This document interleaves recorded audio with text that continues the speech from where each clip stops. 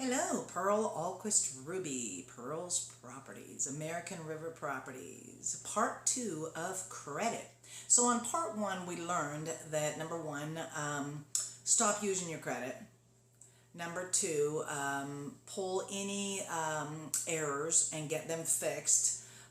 3, go to Experian, pull your credit report. That will tell you a lot about yourself, how much credit you've used and where you're at. Number 4, stop using your credit cards until you get the scores high. Cease using any credit at all. Don't have anybody pull your credit until we get you in the 7s. And then number 5 is how often should you pull your credit? And we discussed that, and that should be anywhere from 1 to 2 times a month. So part 2 of credit is to pay down your credit. So in part 1, we discussed pulling your credit report from Experian so that you can get an idea of your credit, what the utilization score is, and that's what we're going to be working at. So that utilization score should be 17% or less.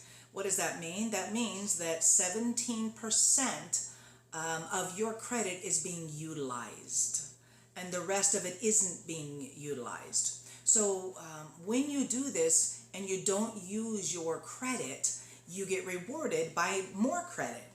So that is the credit bureau basically stating, hey, look, we see that you are in good standing. We see that you're paying your credit on time. We see that you're not abusing credit. We see that you're not maxed out. So we think that you can handle more credit. So we're just going to give you some more. Now understand, whatever institution that you're working with, if they give you an amount of money, for instance, if they give you $1,000 credit card, that means that they can't give that $1,000 to someone else because they set that aside for you and for your use. So if you do not use that credit card at least once or twice in a year's period and put a little something on there, they have a tendency to close the cards. Why? Because they want you to use them, but they don't want you to abuse them. So whatever that credit score is, we want to bring that down to about 15% is a good number. 15% should pop you in the high 7s, if not close to the 8s. So what we're going to do for number 2 is, or number 7, show you how to pay the credit down. So if you have, let's say you have 3 credit cards. One is a $300 limit, one's $500, and one's $1,000. And let's say that you have them all maxed out. So what you're going to do is you're going to take the smallest card and you're going to pay the other 2 cards minimums only. And whatever you were paying over and above on the other 2 cards, for instance, if the minimum was $29 and you were paying $50, the extra amount needs to be applied to the lower card. So you would take the $300 card and you would take whatever you were overpaying on the other 2 cards and apply it to this card until it's gone.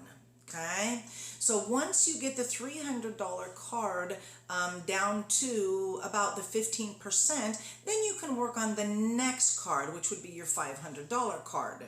So when you start working on the $500 card, the amount that you were paying for the $300 card needs to be added now to the $500 card so that you're paying the minimum plus a little plus whatever you were paying on the $300 card. I hope that makes sense. If it does not, please let me know and I will further explain that. Okay, number 8 is lather, rinse, repeat.